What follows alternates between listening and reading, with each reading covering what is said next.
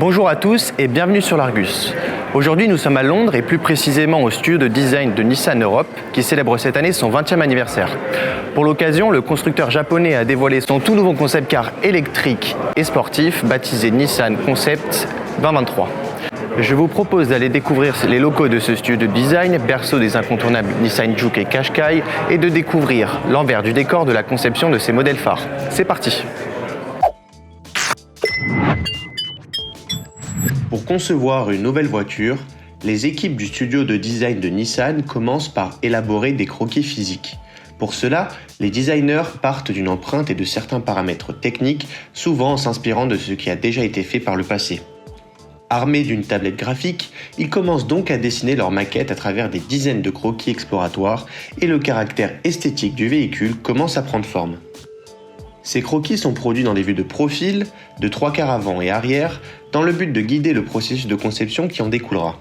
Par la suite, les croquis physiques dessinés sont transformés en rendus photoréalistes en 3 dimensions à l'aide d'un logiciel de conception assisté par ordinateur. Cette étape permet au designer de mieux visualiser le véhicule lors de sa conception. À ce stade du processus, le concept réalisé à partir des croquis physiques peut enfin partir en phase de modélisation. Les équipes design de Nissan vont pour ce faire utiliser une fraiseuse à 5 axes qui permettra de créer une forme de conception approximative à taille réelle sculptée dans l'argile.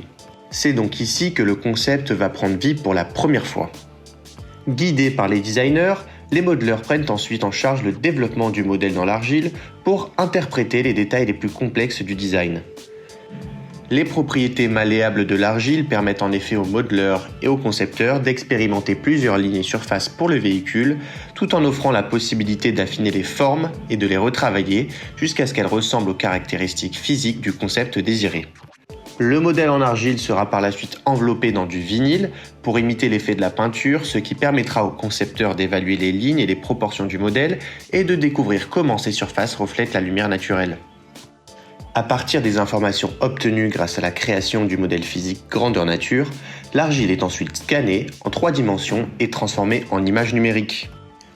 Les concepteurs qui travaillent en collaboration avec les ingénieurs du centre technique de Nissan peuvent ainsi revoir et affiner le style du véhicule une dernière fois avant qu'ils partent dans le processus de production. Lors de cette étape, une collaboration étroite entre les différents services est très importante puisqu'elle permet de s'assurer que la conception extérieure est adaptée aux caractéristiques techniques du concept. Pour ce qui est de la conception intérieure, une équipe de designers s'occupe également du choix des couleurs et des matériaux, enfin de manière générale de tout ce que peut toucher le client une fois dans l'habitacle de la voiture.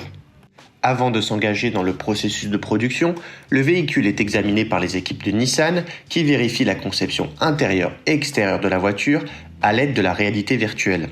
Prenant en charge jusqu'à 20 utilisateurs à la fois, cette technologie permet aux concepteurs et aux ingénieurs de Nissan, situés aux 4 coins du globe, de visualiser le véhicule virtuel de manière simultanée. La réalité virtuelle simule des éléments de design intérieur et extérieur, y compris les couleurs et les matériaux du concept, l'éclairage et les proportions, offrant un premier vrai regard sur le véhicule. Et voilà, vous connaissez désormais les secrets de conception du constructeur nippon. À très vite sur l'Argus.fr.